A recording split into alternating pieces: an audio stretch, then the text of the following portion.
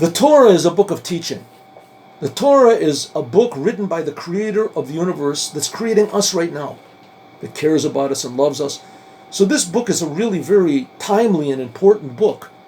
And it also is really beneficial because the creator of the universe wants the best for his creations. Well, here the Torah is telling us about the importance of good leaders. The essence of Judaism is having good leaders. Moses was the first leader. Eventually, we're waiting for Moshiach that'll come and be the ultimate leader. But what we have now is Moses. Moses was a person that took the Jews out of Egypt, brought them across the sea, brought them to Mount Sinai, gave them the Torah, protected them, gave them water from a rock, bread from heaven, meaning, education, blessing, and the Jewish people hated him. The Jewish people opposed Moses at every turn. Interestingly enough, Moses always won these arguments, except for one time. One time we're learning about in this week's Torah portion is that Moses wanted the Jewish people to enter the land of Israel, and the Jewish people refused. The reason that the Jewish people refused was very simple. It says clearly the land of Israel was too dangerous, the people that were there were too formidable, the conditions were impossible. The Jewish people, on the other hand, staying in the desert was ideal. It was beautiful. There's a story that's told in the Midrash Tanchuma, that was once one of the Caesars, that he spoke to Rabbi Yeshua ben Levi, and he said, "You Jewish people are amazing. You're like one sheep in the middle of 70 hungry wolves for hundreds of years. How do you exist? What amazing people." And Rabbi Yeshua ben Levi said, "Don't praise the Jewish people, praise their God. He's the one that protects us." Well, that's exactly what these Jews said against Moses. We want a God that protects us. We want a God in the desert that's protecting us from all sides, that there we have our comfort zone, and we want to stay there. That's the Jewish people, to be holy, to be great, to be leaders. And Moses said, no, you have to be servants.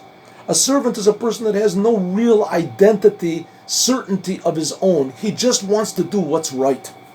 He just wants to do what the master wants. In our case, he wants to do what God wants. There's only two people who know what God wants. Moses and me. The Jewish people say, we know what God wants. God wants us to stay in the desert. Moses said, that's not what God wants. And that was the whole argument. Who was right? Moses. Who won? The Jews. This is a very big lesson to us. The Lubavitcher Rebbe says that it's very interesting that there's no holiday of the Jewish people when we came into the land of Israel. The fact is we came into the land of Israel on the 10th day of Nisan. But the reason there's no date when we make a holiday on this amazing event is because, says the Rebbe, every time that a Jew does a good deed, makes a commandment, makes a blessing, that's bringing godliness into the world, that's coming into the land of Israel. Going out of yourself, leaving your comfort zone, making the world a better place, a more meaningful place, a place where there's more love, a place where there's more blessing. That's the whole essence of what the Jewish people are for.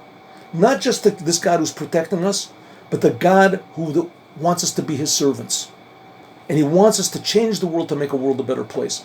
That's the idea of the purpose of the Jewish people. That's what we're chosen for, to bring blessing to the whole world. That eventually is going to be the idea of the Moshiach. Meantime, we have the Moses of our generations, is Lubavitcher Rebbe. Read what he writes, read his speeches, see the videos, understand that this is a true leader that wants us to go out of ourselves, to be true servants. And with that, we certainly will bring Moshiach now.